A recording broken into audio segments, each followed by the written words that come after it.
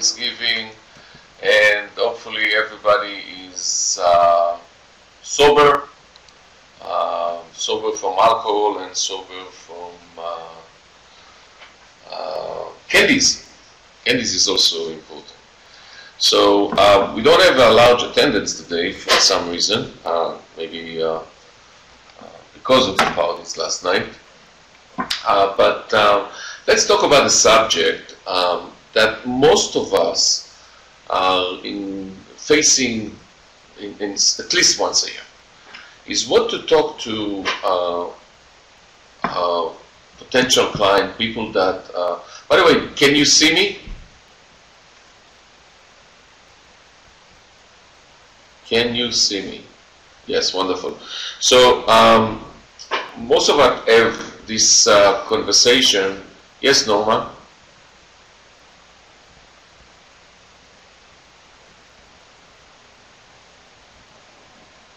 Yes, Norma? You raise your hand. Okay. I guess by mistake. So most of us will at least once a year talk to somebody about, are you renting, let's stay with rent, or change the life to be a homeowner. And it's a very important conversation, and it's very important for us to be educated about that and to know what to say and how to say, and take it from there, and understand in many times a lot of terminology that we don't talk about it. Now we have to remember that in home ownership, the main reason for people for looking into home ownership, it's an emotional reason. It's an emotional, it's not about numbers so much. It's an emotional decision. So before we go into the process and before we go into the, okay, let's talk about the items. Welcome back. Let's find the buyer's motivation. It's the same as the seller's motivation. We have to find the buyer's motivation. The only way to find the buyer's motivation is by asking lots of questions. For example, you are in a party and you introduce yourself as a real estate professional, and somebody asking you tells, you know what, yeah, what do you think? Isn't that the good time to buy? Oh, that's a great question, right? So he says, it's always a good time to buy. Why you are interested to buy right now? So that's the first question that you have to ask the potential people, why they're thinking about buying anyway, okay? Because first of all, you want to know the motivation, and second, you don't want to realize that they're giving you the runaround and maybe they're looking at you as a tour guide to show them properties. So you always have to find out the buyer's motivation. We did an exercise last week, one of the agents in one of the offices, we were talking about buyer's motivations and so on, and she said, you know, I'm getting this a lot from buyers and tell us, you know, everybody's saying that the market is going to crash. I saw an article from somebody from the Federal Housing Administration that says that the market is going to go down. So we did an exercise that I was the agent, she was the homeowner, not the homeowner, the tenant. The first thing I did was, why do you want to be a homeowner? Okay, why do you want to move and buy something? So the moment she told me what was the reason, you start developing the story around it. And the way you start developing the story around it is by, first of all, finding out how long this person is interested to stay in the property. Now, the time length is so important. The time length is so important because if somebody buys something and it's for 2 years, for a short period of time, the rent versus buy formula, which I'll get to add towards the end, the rent versus buy formula and the remedy for market fluctuation is not going to apply because everything has to be for a longer run. If somebody comes and tells you this house or this condo or this townhouse will be good for me for 5 years, you know after what you go to. So let's start going over what do we have to deal with. Okay, everybody ready? Everybody has a question. Good, but glad to Eloi. Okay, So that was not a question. And before I continue, any question?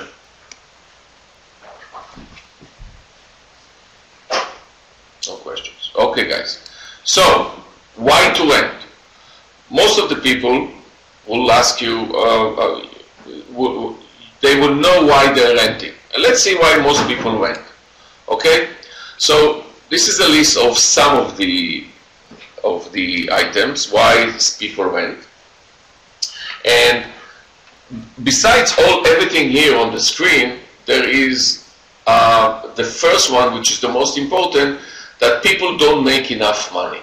So part of your interviewing the people, the potential buyer, I mean, you go to a friend and there is a tenant over there and asks, oh, you're a real estate professional, wonderful.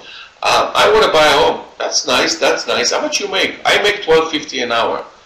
You know that a person that makes $12.50 an hour will have out time to qualify for a loan. You know that.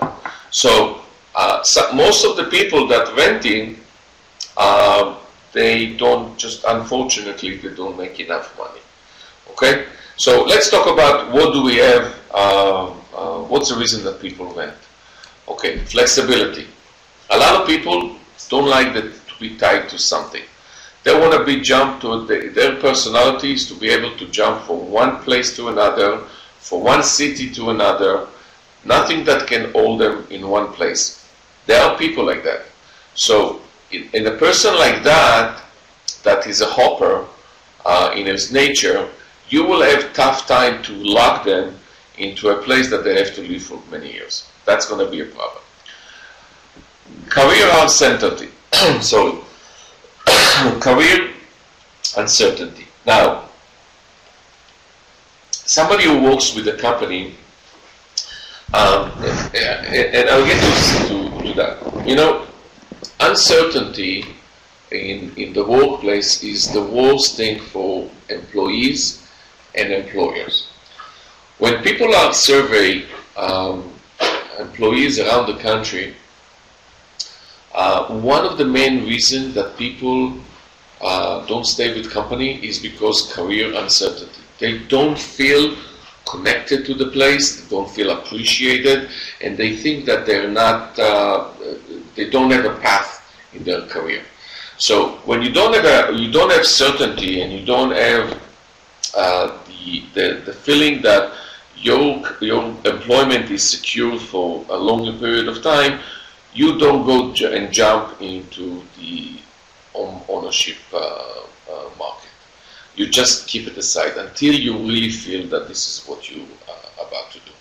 That's one thing. Second is income uncertainty. If you work, for example, in the industry that it's been affected by the E-trade, okay, and you don't know if next year, next month, you will have income, you will have your job, you will be hesitating to jump into the home ownership market. For example, somebody that used to work for Blockbuster for 10 years and now is ready to be home ownership, and he sees that Blockbuster is, everybody remember Blockbuster? Hopefully. So he sees that Blockbuster is kind of shaky because of the e-commerce, because of the streaming and so on and so on. And Netflix and Amazon and the good guys, they will have our time to take that responsibility. So income is another thing. Market uncertainty, this is something I spoke before. A lot of people will talk to you and says, listen, we think that the market will go down, we don't want to jump into the market when it goes down, and so on. Bad credit. One of the main reasons that people don't want to jump to be homeownership. Now, why have bad credit? Most of the people that have bad credit is because they don't take care of business, okay? They forget things to pay on time. They have collection for $50, a doctor bill, or things like that. They don't take care of business. Now, people like that in the nature, and I'm sure a lot of you know this type of people like that will have a hard time, first of all, qualified for a loan, and they know that. and they will have hard time sustaining mortgages, because it's going to be a mess, because in their nature they're not sustaining the credit. Lack of down payment. Unless you are a VA, unless you are a veteran, okay, you will have to come with something down. It is between, I mean, there are loans that 1%, and there are, most of the FHA is 3.5%, but it has to come up with something down. Which is something down is the down payment plus the closing cost. So in many cases, especially in Southern California, it's a substantial amount of money. People don't have that kind of money. You will have to make enough, sufficient amount of money to sustain your livelihood and to put money aside every month for your down payment. And most of the people that stays in rentals, they're not able to keep aside the saving for the down payment. They're just impossible. Their lifestyle, their habits, just doesn't let them to do it. Okay, now, there's a good thing about being a tenant is that there is almost no maintenance. And this is one of the best things about being a tenant. You have an issue with the air condition, you pick up the phone, you call the landlord needs to take care of it. Okay? You have an issue with the plumbing, you call, and there's going to be somebody who's going to take care of it. Some people love this. Okay? For them, it makes more sense than to own your own property, even though you can afford that and deal with this nonsense. Okay? The last one, but not the least, is that sometimes utilities are paid. And especially for those who like to take long showers, when you know that the water I paid by somebody, you don't care. And you will be surprised how many people, for them, is a factor, that the fact they don't pay for the water. So these are some of the items that people prefer to stay in rental. Anybody wants to add something to this? Any other reasons? I'm sure I didn't pointed out everything, but this is the main ones.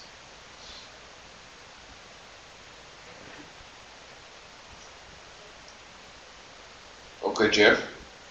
Okay, we travel for pleasure or for work. Yeah, that's the part of the flexibility, Jeff. Yeah, people don't want to tie it up. They want to travel, they're going to go from state to state, they're going to go from city to city. Some of them want to go in the city from one place to place. They don't want to be tied up to a certain cubicle. Yeah. Anybody else wants to add? Okay. So let's move on. Why to buy? Now, this is where I need you to take a sip of your coffee and to pay attention to what I say. Okay? So now, equity. Everybody says equity, right? So you convince the buyer for the first time in his life to buy a $400,000 home. Okay? Beautiful. Now, when they have $40,000, so they have $40,000, they have 10% down, and they have they bought a $400,000. So how much equity? Anybody can answer me. After they close escrow, how much equity do they have in a property?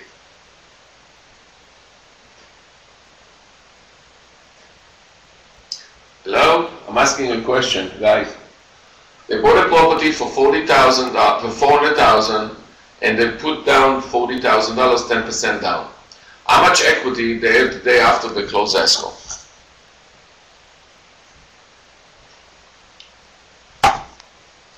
Hello? Anybody home? What, I'm by myself here? 30%? Tell me in money. Tell me in money. How much equity in money? Bought a property for $400,000 and they put 10% down. Very good. Tony and Alina. Excellent. And Shani. Excellent. They have, so the day after close of escrow, they have $40,000 equity. Now, assuming the market is continuing going up, okay, not too much. Let's say that we have an increase moderate of 5%, okay? How much equity the homeowner, after 1 year, how much equity do they have in money?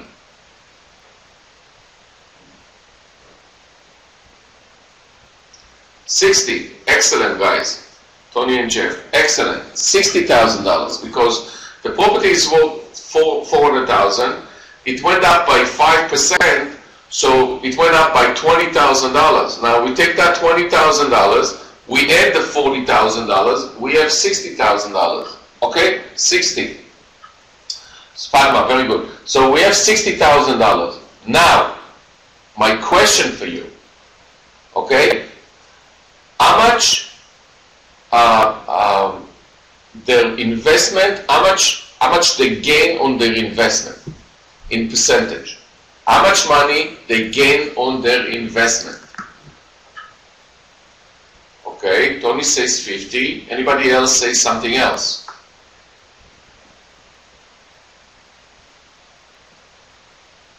Ahmad says 50, Rhonda says 50. Very good, guys. Excellent. They have a 50% appreciation on their equity. There is only by appreciated for 5%, which is not crazy. Okay, 5% appreciation on the value of the property increase their double their investment. Okay, so they not double, 50% on their investment. So they put 40,000. Now they have 20,000, so they have 50% on their investment. This is how you talk to people, okay? You show them these numbers. You show them these numbers. Don't show them, you know, this is by the bigger number. Show them by the amount of money they put down. This is very important. Show them by the amount of money they put down. So 5% appreciation, sometimes on a situation like that, creates 50% return on the investment. So far so good? Everybody got it? We good on that? Okay. Let's talk about this. Tax deduction. This is the main one. This is one of the main reasons that people in America are buying properties. They're buying homeowners. What does it mean tax deductible? When you have a mortgage of, let's say, $2,000 a month, some people think that those $2,000 goes, you can deduct it from taxes, but that's not the case. So in the first years, when you have $2,000 a month, most of the payment is interest payment. So we can have a situation on the $2,000 a month, we have $1,700, which is interest payment. $300 goes against the principal. Now, the $1,700 a month times 12 months, it's expenses. You can deduct it up to a certain amount, but you know, because the new tax law from last year, up to about 700 and something. But most of the people, I'm taking somebody who was in rental and now goes to home ownership, it's not in the millions, okay? So they can take the $1,700 a month times 12, let's say, so 12 times 1,700, $20,000, and deduct it from the income eligible for taxes. So let's say, for example, they make $100,000. Okay, you take the $100,000 after the deductions, the personal deductions. Okay, for the people who live under the same roof. Then you take $20,000 and deduct it also. So your taxable income, instead of being $100,000 or being maybe $80,000 because of your personal deduction, suddenly you take another $20,000. So your personal your income that's subject for income taxes are $60,000. Now this is not everything. there is another thing that I want you to pay attention. There is something we call Schedule A on your tax return. Schedule A is the itemized deduction. If you don't have interest deduction, you don't even start with that. Now, when you start with the Schedule A, you can add a lot of things. If not, you take the regular deductions and that's it.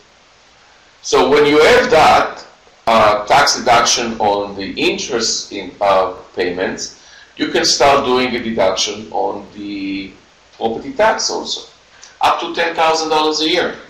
So you can deduct property tax up to $10,000 a year. You can also, I mean, $10,000, which is including the state tax, but let's say $10,000 you can deduct. So already you have $20,000 and you have $10,000. Okay, it's not a $10,000 because on the $40,000, $400,000, you're talking about $4,500 a year. So you take $20,000, $4,500, and then you can add other things as well. Okay, which I'm not going to go into that, like charity and things like that. So the interest payments that you pay give you a lot of tax benefits that otherwise you would go and write a check to the government. Now, how many of you would like to write a check to Uncle Sam? I'm asking you, Mr. Bayer. Would you like to write a check every year to Uncle Sam? No. What's zero?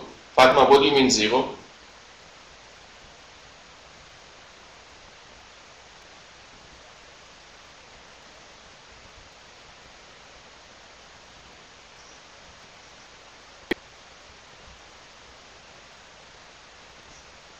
Nothing. Okay, wonderful.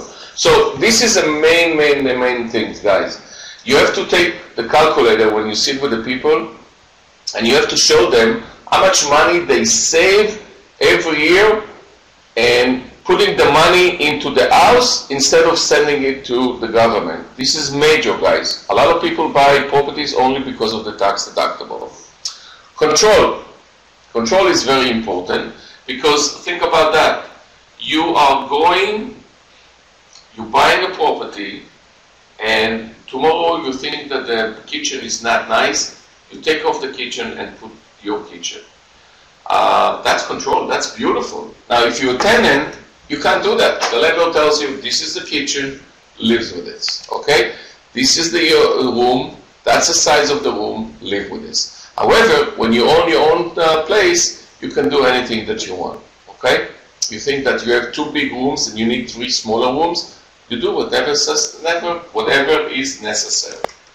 Okay, appreciation, return on the investment, we spoke about it when we talk about equity, emotional connection. So naturally, most people, as I mentioned in the beginning of my conversation, most people are buying owner-occupied from emotional decision. So those of you who are walking around with buyers, you know that the first thing you go after is making the connection between the couple to the house. So when we spoke about it, we did, in a buyer representation, how we do the representing the buyers and what we do. We're going after the nicest thing in the house that you think it's going to work for your buyer. Okay? For example, Sally, do you think you see yourself in this beautiful kitchen making your famous pie? Something like that. So people are getting connected to their homes. So, and most of the time you cannot be connected to a rental because it's a rental, it's not yours. Low interest rate. And this is today's market. You're talking to people and says, guys, these interest rates will not be here forever. Take advantage. So everything else that you might have benefiting, for example, somebody tells you, like we discussed before, oh, I'm waiting for the market to crash and then I'll buy. When the market will crash, maybe this interest rate will not going to be here. So whatever you might save, let's say instead of 400,000, you're going to buy it for 380,000 or 300. Let's say it's really going to go for by 10%, 360. You're going to pay it in interest payment, which is going to be higher. At the end of the day, the end of the day, for this price point, for first time owner occupied, the monthly payment is the one that's most important. Now, if somebody has the, let's say, the $40,000 in the bank, okay, and they're getting nothing, almost nothing on the CD in the bank, in the saving account, why don't you go and take it and put it in the house, which will benefit you everything else that you got here. Okay, everything else. Alav, not much. Okay, so this is the things that we look to consider. Outlook for home prices, could interest rise, I mentioned that before. Listen, there is a movement in California that passed lately that says rent is too damn high, if you remember seeing the commercials. So in many places the rent is really expensive, and the time frame of the people, that's the motives. Now, I want you to have this tool, guys. You go to Trulia, okay, and there is a formula over there that you put everything there, and you can play with it. Put everything into place over here, and it shows you the benefit. So I'm just going to show you, I'll play with this for a little bit, so bear with me because I'm sharing my screen for a second.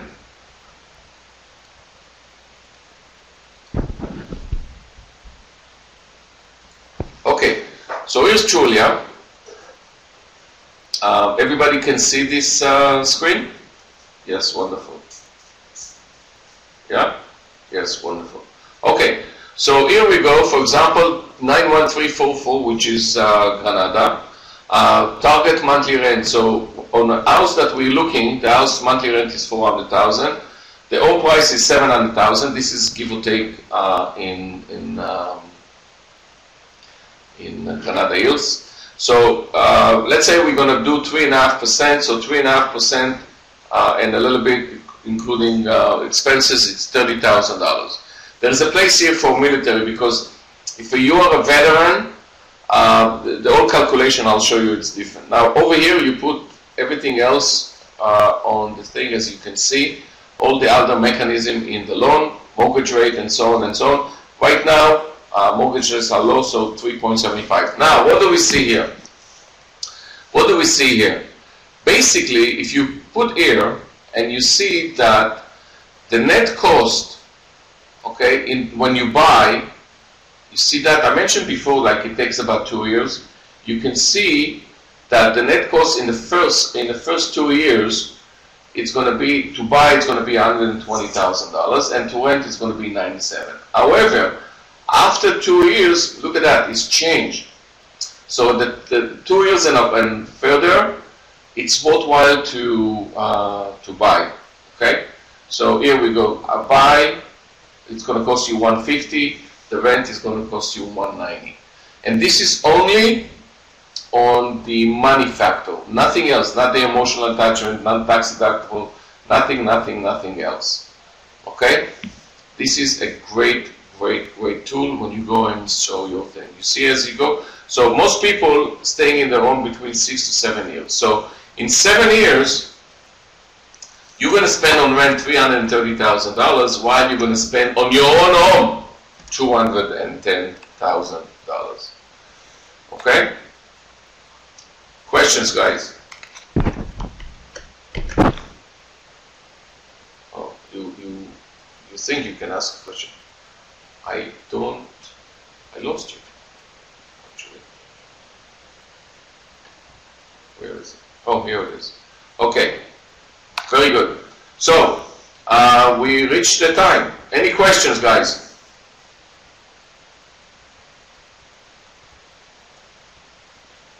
Okay. Very good. Go to Trulia, get that, and put it on your smartphone. Make that page part of your smartphone page, and take it from there. Okay, guys. That's it for today. Until next time.